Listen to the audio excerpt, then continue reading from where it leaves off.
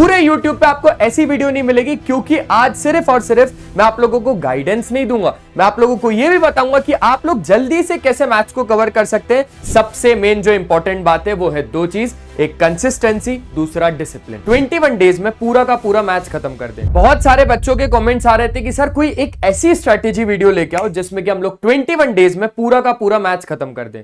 तो सबसे पहली बात तो ऐसी कोई स्ट्रेटेजी नहीं है जिसमें आप लोग 21 दिन के अंदर इस मैथ्स को कंप्लीट कर दोगे। सबसे मेन जो इंपॉर्टेंट बात है वो है दो चीज, एक कंसिस्टेंसी, दूसरा डिसिप्लिन। पूरे YouTube पे आपको ऐसी वीडियो नहीं मिलेगी, क्योंकि आज सिर्फ और सिर्फ मैं आप लोगों को गाइडेंस नहीं दूंगा, मैं आप लोगों को यह भी बताऊंगा कि आप लोग जल्दी से कैसे मैथ्स को कवर कर सकते हैं। क्योंकि हम लोगों को भाई अब पूरा काम नहीं करना, अब हमें करना है स्मार्ट वर्क। और वो स्मार्ट वर्क कैसे होगा, आ जाओ मैं आप लोगों को बता देता हूं। देखो, सबसे पहले तो अगर हम लोग बात करें सारी चीजों के बारे में, तो ये 21 डेज का जो प्लान मैं लेके आया हूं, क्या ये रियली काम करेगा? बहुत सारे क्वेश्चंस होंगे ना आपके मन में, तो इस वीडियो को देखने के बाद कोई भी डाउट आप लोगों को नहीं रह जाएगा। इस वीडियो को लाइक कर दीजिए, चैनल को सब्सक्राइब कर दीजिए और आ जाइए शुरू करते हैं। सबसे पहले तो आपको अपने दिमाग में एक स्ट्रक्चर बनाना होगा, जिसको हम लोग यहां पर साइंटिफिक स्ट्रक्चर बोल रहे हैं। अब आपको अपने 14 चैप्टर्स को कुछ भाई ऐसे बांटना होगा ताकि आप हर एक चैप्टर को टाइमली कवर कर पाए। ठीक है। दूसरी बात, आप लोगों को सबसे पहले समझना होगा कि आपका मैथ्स का ब्लूप्रिंट क्या है, क्योंकि ब्लूप्रिंट के अकॉर्डिंग हम ये समझ पाएंगे कि हमारे लिए कौन सा हाईली वेटेड चैप्टर इंपॉर्टेंट है, क्योंकि जो हाई वेटेड चैप्टर होगा हम उसको सबसे पहले करेंगे। ठीक है। चलो, तीसरी चीज कि हमारे दिमाग में एक तो बात होती है कि परसों क्या खाया था, कल क्या खाया था, दोपहर में क्या खाया था, है ना। तो वो सारी चीजों के लिए ना अब आपको रिवीजन करना पड़ेगा, क्योंकि बहुत सारी भूलने की बीमारी तो हो गई है ना जब हमारे पास सेलफोन आ गया, तो है ना, ये चीज तो हो रही है आपके साथ भी, ये चीज होती है। अब इसके लिए हम लोगों को क्या करना पड़ेगा, रिवीजन करना पड़ेगा। और रिवीजन के लिए भी आज मैं आप लोगों के लिए स्ट्रैटेजी लेके आया हूं, टेंशन मत लो, बस थोड़ा सा सुनो। सबसे पहले अगर हम लोग बात करेंगे तो हमारे पास प्रूवन सक्सेस की, सर क्या ये करने से पक्का हो जाएगा, ये थोड़ा सा दिमाग में क्वेश्चन तो होगा। चलो देखते हैं। सबसे पहले, क्या ये आपके लिए वीडियो है? हाँ, ये आपके लिए वीडियो है। क्यों है? क्योंकि इसके पीछे का कारण समझो। आप लोगों को यहां से अब रिवीजन करना पड़ेगा। ठीक है, ठीक है, ठीक है, ठीक है। Strictly for CBSE class 10 students who are starting their revision now. अब हो सकता है कि किसी बच्चे ने 14 चैप्टर्स कंप्लीट कर लिए, हो सकता है किसी बच्चे ने 7 चैप्टर्स कंप्लीट करे, हो सकता है किसी बच्चे ने बुक तक उठा के नहीं देखी। तो ये तीनों बच्चों के लिए एक ऐसी कॉमन स्ट्रैटेजी में लेके आया हूं। अगर आप लोगों ने सिलेबस कंप्लीट कर लिया, पर होता है ना कि सर एग्जाम में पता नहीं पूरा सिलेबस कंप्लीट है, सर पूरा आप कुछ भी उठा के पूछ लो सब कुछ कंप्लीट है, लेकिन एग्जाम में नंबर ही नहीं आ रहा है, सर एग्जाम में नंबर नहीं आ रहा है, और सर कॉन्फिडेंस की कमी हो जा रही है। सर वहां पर नए क्वेश्चंस देखता हूं ना, ऐसा लगता है ये क्वेश्चन तो क्लास 11th या 12th का है, जबकि होता वो क्लास 10th का ही है। बच्चों आपको समझना पड़ेगा ये। आप लोग भी स्कोर करना चाहते हो ना 80 में से 80 मार्क्स, तो ये वीडियो आप लोगों के लिए है, क्योंकि हम लोगों को इंटेंसिटी पर ध्यान नहीं देना, अब हमें कंसिस्टेंसी पर ध्यान देना है। ठीक है, तो आ जाओ। सबसे पहले आप लोगों के इस जो स्ट्रैटेजी है इसके 4 लेवल होने वाले, इस पूरी मास्टरी के 4 लेवल्स होंगे। सबसे पहले आपका लेवल 1, आप लोगों को एनसीईआरटी के बेसिक्स आने चाहिए। बेसिक्स जैसे सारे के सारे कंसेप्ट, जैसे मैंने पूछ लिया भाई फंडामेंटल थ्योरम ऑफ अरिथमेटिक क्या है, आपने बोला sir fundamental theorem of arithmetic होता है LCM into HCF is equals to product of 2 number. मैंने बोला नहीं, ये थोड़ी ना होता। अच्छा sir, fundamental theorem of arithmetic तो ये होता है कि दुनिया का कोई भी कंपोजिट नंबर को प्रोडक्ट ऑफ प्राइम नंबर्स में लिख सकते हैं। तो कंफ्यूजन नहीं आना चाहिए, यहां पर एक ही चीज होनी चाहिए कि सर कंपोजिट नंबर को प्रोडक्ट ऑफ प्राइम नंबर्स में लिख सकते। तो ऐसे आपके कंसेप्ट्स क्लियर होने चाहिए। ठीक है, एनसीईआरटी के बेसिक्स जैसे आप लोगों की एक्सरसाइजेस, इन टेक्स्ट क्वेश्चन, ये सारी चीजें आप लोगों के लिए बाइबल का काम करेंगी। दूसरा है लेवल 2। लेवल 2 में एनसीईआरटी के एग्जांपल्स। हम लोग बहुत ज्यादा बार एनसीईआरटी के एग्जांपल्स को इग्नोर कर देते हैं, और आप एग्जाम में एक चीज फोकस करना, उठा लो प्रीवियस ईयर के question, most of the questions आपके एग्जांपल से आते हैं। इसके बाद अगर हम लोग बात करें लेवल 3 की, तो वो है प्रीवियस ईयर के क्वेश्चंस। 5 साल के पेपर अगर नहीं लगाए ना, तो सीबीएसई का पेपर देने ही मत जाना देने, कोई काम का नहीं रहेगा। क्योंकि एक आइडिया अगर आपको चाहिए कि आपका 2026 बोर्ड का पेपर कैसे आने वाला है, तो उसके लिए 5 साल के प्रीवियस ईयर क्वेश्चन आपको लगाने पड़ेंगे बेटा। और 5 साल के तो फिर भी मैंने एक मिनिमल रखा है, ठीक है, अगर 5 साल के भी हो गए तो 6 साल 7 साल आप जा सकते हो, लेकिन जो डिलीटेड पोर्शन है ना उसको थोड़ा ध्यान से समझ लेना, वो आप लोगों को समझ में आ जाएगा ब्लूप्रिंट देख के। ब्लूप्रिंट और डिटेल सिलेबस देखना है तो मेरी वीडियो ऑलरेडी इस चैनल पर डली हुई, जाओ और जल्दी से आप लोग देख लो कि क्या क्या आप लोगों का डिलीटेड हुआ है। ठीक है, सबसे पहले आप लोगों को ये 3 लेवल को करना पड़ेगा, इसके बाद अब लेवल 4 है जो कि है सैंपल पेपर। अगर आप सीबीएसई के ऑफिशियल वेबसाइट पे जाएंगे तो वहां पर आप लोगों को सीबीएसई के सैंपल पेपर्स मिल जाएंगे, वहां से आप लोगों को लगाने। तो ये 4 लेवल समझ में आ गया सर, लेकिन ये 4 लेवल बहुत मुश्किल काम है 21 दिन में। पॉसिबल है, पॉसिबल है, आजा समझते हैं। सबसे पहले आप लोगों को सीबीएसई का ब्लूप्रिंट समझना होगा, इसका एनालिसिस करो कि 80 मार्क्स कैसे बटे हुए, तो आपको समझ में आएगा अलजेब्रा का 20 मार्क्स का है, ज्योमेट्री का 15 मार्क्स का है, ट्रिग्नोमेट्री 12 नंबर का है, स्टैटिस्टिक्स और प्रोबेबिलिटी 11 नंबर का है, मेंसुरेशन 10 मार्क्स का है, नंबर सिस्टम 6 नंबर का, कोऑर्डिनेट ज्योमेट्री 6 नंबर का। अब कोई भी बच्चा अगर ऐसा होगा तो सिंपल सी बात है ना, सबसे पहले वो कौन सा पोर्शन कवर करेगा? अलजेब्रा, दूसरा ज्योमेट्री, तीसरा ट्रिग्नोमेट्री, इसके बाद स्टैटिस्टिक्स एंड प्रोबेबिलिटी। तो यही 4 चैप्टर से आप लोगों के पासिंग से तो ऊपर आ ही जाएंगे ना। अरे कोई बच्चा अगर पास भी नहीं हो रहा तो पासिंग से तो ऊपर हो जाएंगे ना। इन 4 चैप्टर्स को आप लोग, इन 4 यूनिट्स को आप लोगों को अच्छे तरीके से पढ़ना होगा। और क्या क्या पढ़ना है तो वो मैंने आप लोगों को बता दिया कि ये सारी चीजें आप लोगों को कवर करनी पड़ेंगी भाई। अब आ जाओ आगे की बात कर लेते हैं। तो ये चीजें आप लोगों ने देख ली, अगर आपको स्क्रीनशॉट चाहिए तो स्क्रीनशॉट ले लो इन चीजों का। साथ साथ में अगर हम बात करें तो हमारी टारगेट 95 सीरीज चल रही है, उस टारगेट 95 में हम लोग आप लोगों को प्रीवियस ईयर के क्वेश्चंस, एनसीईआरटी के सॉल्यूशंस और sample question paper, competency based question सब कुछ करवा रहे हैं, वो भी फ्री ऑफ कॉस्ट। रोज आप लोगों के लाइव सेशंस होते हैं जिसमें क्रूशी मैम साइंस पढ़ाती हैं, वर्षा मैम एसएसटी पढ़ाती हैं, भूमिका मैम आप लोगों को इंग्लिश पढ़ाती हैं और मैं आप लोगों को मैथ्स पढ़ाता हूं। तो वहां पर आप लोग आ सकते हो। वीक 1 की स्ट्रैटेजी यानी 7 दिन की मैं आप लोगों के साथ स्ट्रैटेजी शेयर कर रहा हूं। इस 21 दिन को हम 7-7-7 में डिवाइड कर लेते हैं। पहले वीक में हम लोग क्या करेंगे, हम लोग अपना अलजेब्रा पूरा का पूरा कंप्लीट करेंगे जो कि है 26 नंबर का। अब ये जो अलजेब्रा पूरा 26 नंबर का है ना, इसमें आप लोगों को डे 1 में सुनना बेटा बहुत ज्यादा अच्छे से, क्योंकि इंपॉर्टेंट क्वेश्चंस भी यही लिखे हुए हैं कि हम लोगों को किस एरिया पे फोकस करना है। डे 1 में आपको रियल नंबर्स को पकड़ लेना है, पूरा पकड़ना। एलसीएम, एचसीएफ ये चीजें आती हैं, और प्रूफ ऑफ इरैशनैलिटी, रूट 2 क्यों इरैशनल है प्रूफ करो, proof that root 2 is irrational, root 3 is irrational, ऐसे टाइप के क्वेश्चंस आप लोगों को करने। डे 2 में पॉलिनोमियल्स को पकड़ लो, पॉलिनोमियल से zeros and coefficient relationship, graph types के क्वेश्चन आएंगे, इसके अलावा कुछ भी नहीं आएगा। ये सारे के सारे इंपॉर्टेंट क्वेश्चंस भी लिख दिए यहां पे। डे 3 में अगर देखा जाए लीनियर इक्वेशन को पकड़ लो, यहां पर सब्स्टिट्यूशन, एलिमिनेशन मेथड और वर्ड प्रॉब्लम, इसके अलावा सवाल बनेगा ही नहीं क्योंकि यही 3 टॉपिक्स है। डे 4 में क्वाड्रेटिक इक्वेशन, क्वाड्रेटिक इक्वेशन से factorisation, quadratic formula, nature of roots, ऐसे टाइप के क्वेश्चंस बन जाएंगे। उसके बाद चैप्टर डे 5 में आप लोगों को क्वाड्रेटिक को ही कंटिन्यू करना है। क्यों? क्योंकि क्वाड्रेटिक एक बहुत ज्यादा इंपॉर्टेंट सा चैप्टर है। इसमें कॉम्प्लेक्स वर्ड प्रॉब्लम्स अपस्ट्रीम और डाउनस्ट्रीम वाले अगर क्वेश्चन आएंगे तो वो आप लोगों को आना पड़ेगा। ठीक है, डे 6 और 7 में अगर हम लोग देखें तो अरिथमेटिक प्रोग्रेशन को हम लोग अच्छे तरीके से घोट के पी लेंगे, जिसमें nth term of an AP, sum of n terms of an AP और केस स्टडीज के क्वेश्चंस आप लोगों के अरिथमेटिक प्रोग्रेशन से बनने वाले दोस्त।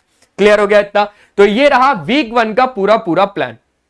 चलो अब बात कर लेते हैं वीक 2 का। वीक 2 में हम लोगों को ज्योमेट्री और ट्रिग्नोमेट्री को करना पड़ेगा क्योंकि ये 27 नंबर का है, 27 मार्क्स का। इसमें हम लोग अगर बात करें तो 7 दिन तो वहां खर्चा हो गया, बाकी के 7 दिन यानी वीक 2 की बात कर रहे हैं तो डे 8 और 9 में 2 दिन आप लोगों को ट्रायंगल्स पे फोकस करना है। ट्रायंगल्स में हम लोगों को basic proportionality theorem, similarity criteria और इनके प्रूफ्स, जितने भी प्रूफ बेस्ड क्वेश्चंस है ना वो आप लोगों के आएंगे। मैं रोज के रोज टारगेट 95 सीरीज के अंदर वो सारी की सारी चीजें करवाता हूं क्योंकि प्रीवियस ईयर के क्वेश्चंस ही मैं करवाता हूं, तो आप लोग सीधा वहां पर आ सकते हैं। डे 10 और 11 2 दिन है, यहां पर 2 दिन आप लोगों को सर्कल्स करना है। सर्कल्स के अंदर टेंजेंट की property, length of tangent from external point, तो ये सारी की सारी चीजें थ्योरम कर लेना बेटा, थ्योरम तो इंपॉर्टेंट होंगी। थ्योरम करने के बाद आप लोगों को क्वेश्चंस करने हैं, जैसे NCERT examples, NCERT previous year के क्वेश्चन और सैंपल क्वेश्चन पेपर से जितने भी दिख जाए। डे 12 की अगर हम बात करें तो इंट्रोडक्शन टू ट्रिग्नोमेट्री में ट्रिग्नोमेट्री के ratio, sine, cos, tan, table, आप लोगों की टेबल की वैल्यू 0 से 90 तक की, वैसे तो 30, 45 और 60 बोलते हैं, बट 0 से 90 तक का ही आप लोग याद कर लेना। ठीक है, डे 13 में अगर हम बात करें तो ट्रिग्नोमेट्री के आइडेंटिटीज बेस्ड क्वेश्चंस आप लोगों को करने पड़ेंगे, जिसमें sine square theta plus cos square theta बराबर 1 और प्रूफ्स वाले जितने भी क्वेश्चंस हैं, सिंप्लीफिकेशन के प्रॉब्लम जितने भी आते हैं वो सारे के सारे आपको करने पड़ेंगे। इसके बाद डे 14 बचा हमारे पास, तो डे 14 हम लोग एप्लीकेशंस ऑफ ट्रिग्नोमेट्री को दे देंगे। आप लोगों को पता होगा ना कि एक टावर की हाइट निकालनी है, अगर आप उस टावर से थोड़ी सी दूर खड़े हो, 20 मीटर की दूरी पर खड़े हो और आपके आंखों से एंगल ऑफ एलिवेशन बन रहा है 20 डिग्री का, आपकी हाइट है 1.4 मीटर, तो ऐसे क्वेश्चंस पूछते, वो क्वेश्चंस आप लोगों को एनसीईआरटी में मिल जाएंगे, साथ साथ में प्रीवियस ईयर के क्वेश्चंस में भी। अब आ जाता है हमारा वीक 3। ये भाई साहब आप लोगों को यहां पर क्या करना है, 27 यानी कि मेंसुरेशन पार्ट पे ध्यान देना है। अब आप बहुत अच्छे से समझोगे, डे 15 में तो आप लोगों ने ये कर लिया है ना, क्योंकि आप लोगों के 14 दिन तो यहां पर हो जाएंगे खत्म। 14 दिन यहां पर खत्म हो जाने के बाद अब 15 दिन पे हम लोगों को करना है कोऑर्डिनेट ज्योमेट्री में। कोऑर्डिनेट ज्योमेट्री में डिस्टेंस फार्मूला, सेक्शन फार्मूला, ये बहुत ज्यादा आसान है और यहां पे आप लोगों को 6 नंबर आसानी से मिल सकते हैं। डे 16 में एरियाज रिलेटेड टू सर्कल में sector, segment, area, shaded region वाला। डे 17 में सरफेस एरियाज एंड वॉल्यूम्स, ये सारे टॉपिक्स। डे 18 में स्टैटिस्टिक्स, मीन, मीडियन, मोड के फॉर्मूला, वो तो आप लोगों को आने चाहिए। मिसिंग फ्रीक्वेंसी के ऊपर क्वेश्चन आता ही आता है, ठीक है। डे 19 में प्रोबेबिलिटी, कार्ड्स, डाइस, कॉइन्स, ये बहुत ज्यादा स्कोरिंग है और बहुत ज्यादा आसान है। प्रोबेबिलिटी आसान और स्कोरिंग है। तो डे 20 और 21 में आप लोगों को रिव्यू देखना है ना, अपने आप को भाई सारी की सारी चीजें रिव्यू करना है और बैकलॉग जितने भी हो उसको कवर करना है, क्योंकि हो सकता है यहां से कुछ पार्ट छूटे, तो वो बैकलॉग में आ जाएगा 20 और 21 डेज, ठीक है। तो 20 और 21वें दिन पे आपको खुद को देखना है, आपके डाउट्स को क्लियर करना है, रिविजिट वीक टॉपिक्स, जो भी आप लोगों को वीक लगाना आपको उसको यहां पे जाके फिर से देखना है, ठीक है। अब आप लोग ना कुछ कुछ जाल में फंसोगे, वो क्या जाल होंगे सर, जब पढ़ोगे तो कुछ जाल में फंसोगे। वो जाल कौन कौन से होंगे, जिससे यार क्या होता है, कभी कभी यूनिट ब्लाइंडनेस हो जाता है हम लोगों को, है ना, एग्जाम टाइम पे भी हो जाता है और पढ़ते टाइम भी हो जाता है। सर ये यूनिट ब्लाइंडनेस क्या है, अरे यार हम लोग ना सेंटीमीटर स्क्वायर, हम लोग मीटर क्यूब, मेंसुरेशन पार्ट में लिखना ही भूल जाते हैं और देखना भूल जाते हैं कि अरे हाइट कोन की मीटर में दी है लेकिन उसकी तो रेडियस सेंटीमीटर में दी है, तो देख रहे हो आंसर में चेंज आ जाएगा। एक ही यूनिट होनी चाहिए ना, सेंटीमीटर है तो सेंटीमीटर, मीटर तो मीटर, या तो हाइट को मीटर में बदल दो या तो रेडियस को सेंटीमीटर में बदल दो। तो यहां पर आप लोगों को यूनिट ब्लाइंडनेस हो सकता है। कॉपी एरर जैसे भाई हो सकता है कि बुक में कुछ और देखा पर कॉपी में कुछ और क्वेश्चन ही उतार दिया, होता है, ये कॉमन सी चीज है, तो उनको अवॉइड करना है। टाइम ट्रैप, भाई 2 मार्क्स के क्वेश्चन में हम अपने 20 मिनट दे रहे हैं, 2 मार्क्स के क्वेश्चन में 20 मिनट देना ये वर्थ इट तो नहीं लग रहा। तो ये चीजें आप लोगों को सुधारनी है। और साथ साथ में देखा जाए तो हम लोग बहुत ज्यादा स्टेप को स्किप भी कर देते हैं, है ना। Direct answer without steps is equals to partial marks. भाई अगर आप स्टेप्स ही पूरी नहीं लिखोगे, सामने वाला कैसे समझेगा कि ये स्टेप कैसे आया, अगर ये स्टेप कैसे आया वो सोचेगा कि भाई इसने तो फटाक से काम निपटाया। आधी अगर स्टेप्स लिखोगे तो आधे नंबर मिलेंगे, ध्यान रखना। आधी स्टेप्स लिखी, डायरेक्ट आंसर लिखा तो आधे नंबर, अगर पूरा सॉल्व करके लिखोगे तो फिर सारी की सारी चीजें बढ़िया होंगी। अब मैं आप लोगों को बता रहा हूं कि आप लोगों के लिए भाई एक गोल्डन फॉर्मूला बुक आप लोगों को बनानी पड़ेगी। मैं नहीं बनाऊंगा, ये आपको बनानी पड़ेगी, ठीक है, जिसमें कि आप लोगों को 5 पेज का गाइड लिखना पड़ेगा, ठीक है। ये आप खुद के लिए 5 पेज आप लोगों को पूरा का पूरा मैथ्स में गाइडेंस मिल जाएगा। पेज 1 में आप अलजेब्रा की आइडेंटिटीज, क्वाड्रेटिक फॉर्मूला, ये सारी चीजें लिख दो। पेज 2 में ट्रिग्नोमेट्री का टेबल और 3 आइडेंटिटीज हैं, इनको लिख दो। पेज 3 में मेंसुरेशन में आप लोगों के सरफेस एरियाज एंड वॉल्यूम्स के शेप्स वगैरह ड्रॉ कर लो, उनके जितने भी फॉर्मूलाज हैं वो सब कुछ लिख दो। पेज 4 में स्टैटिस्टिक्स के फॉर्मूला लिख दो, क्योंकि स्टेप डेविएशन मेथड यहां पर है ना, स्टेप डेविएशन मेथड और direct method, assumed mean method, median का फॉर्मूला, मीन का फॉर्मूला, वो सब पेज 4 में लिख दो। पेज 5 में सर्कल के थ्योरम्स, ज्योमेट्री और कंडीशंस, यानी बेसिक प्रोपोर्शनैलिटी थ्योरम पूरा प्रूव मत करना, शॉर्ट में लिख देना। होता क्या है कि अगर आपके पास 2 साइड्स है ना, अगर आपके पास एक लाइन पैरेलल होती है टू दी एक साइड ऑफ अ ट्रायंगल के, then the other 2 sides are divided in the same ratio, तो ऐसे ही शॉर्ट में करके लिखना, बस डायरेक्टली फिगर बनाना और स्टेटमेंट के थ्रू समझाना मत, ज्यादा फिगर बनाना और डायरेक्टली मैथमेटिकली उसको प्रूफ कर देना। तो ये 5 पेज आप लोगों के लिए बहुत ज्यादा हेल्पफुल रह सकते हैं। अब बहुत सारे बच्चों के अंदर सवाल होगा, सर रूटीन क्या रखना है? बहुत ज्यादा आसान है, 2.5 घंटे का रूटीन है। अब समझो कैसे, आप 6 बजे उठ जाते हो, मैं ऐसा मान लेता हूं अभी, है ना, वैसे तो आप उठोगे नहीं, लेकिन अब अगर 21 दिन आप लोग उठ गए ना, कंप्लीट हो जाएगा मैथ्स। 6 बजे आप उठ गए, कंसेप्ट को और लर्निंग को आपने 45 मिनट दिया। इसके बाद 7 बजे से आपने सॉल्व करने बैठ गए क्वेश्चंस, 1 घंटे तक आप लोगों ने सॉल्व किया। इसके बाद 8:30 बज गए, फॉर्मूला का रिवीजन किया 15 मिनट, और ऐसे ही आप लोगों को वीकली अगर हम लोग बात करें संडे को मॉक टेस्ट लगा लेने हैं 3 घंटे के, डेट्स इट, हो जाएगा। मैंने बोला ना इंटेंसिटी पर ध्यान नहीं देना, अब कंसिस्टेंसी पर ध्यान देना है हम लोगों को। और जो आखिरी के 7 दिन है ना, इसमें आप लोगों को सुपर रिवीजन मारना पड़ेगा, जिसमें मॉक टेस्ट यहां पर बेटा बहुत अच्छे तरीके से ऐसे समझना कि आप एग्जाम हॉल के अंदर बैठे हुए हो और एग्जाम हॉल के अंदर आपके पास पेपर आया, बस वो वहां पर सील लगी हुई मिलेगी, यहां पर सील खुली हुई मिलेगी। तो 3 सॉल्व आप लोगों को solve 3 full length paper strictly between 10:30 to 1:30। मैंने बोला ना बोर्ड का टाइमिंग के हिसाब से ही आपको चलना है। साथ साथ में भाई एरर का एनालिसिस करना आप, कि जब आप पूरा पेपर दोगे उसके बाद आपका कहां पर मिस्टेक हुआ, कौन से मार्क्स आप लोगों को काटने चाहिए, खुद एज अ ऑब्जर्वर बन जाना, खुद एज अ यहां पर आप लोग कॉपी चेकर भी बन जाना, है ना, खुद की कॉपी खुद चेक करना, वहां पर खुद उसी टाइम पे सारी चीजें देखना। अगर कोई चीज पर्टिकुलर आपने गलत करी है, उसके पीछे रिसर्च करना क्यों गलत है, कोई चीज नहीं आई तुरंत देखना, तुरंत मतलब पेपर, अबे पेपर में नहीं देखना है, इस ड्यूरेशन के अलावा देखना, ठीक है। इसके बाद इंपॉर्टेंट क्वेश्चंस को आप लोगों को रिसॉल्व करना है, स्टार मार्क कर लेना भाई डिफिकल्ट क्वेश्चन जितने भी आपके इंपॉर्टेंट हैं एनसीईआरटी से, ठीक है।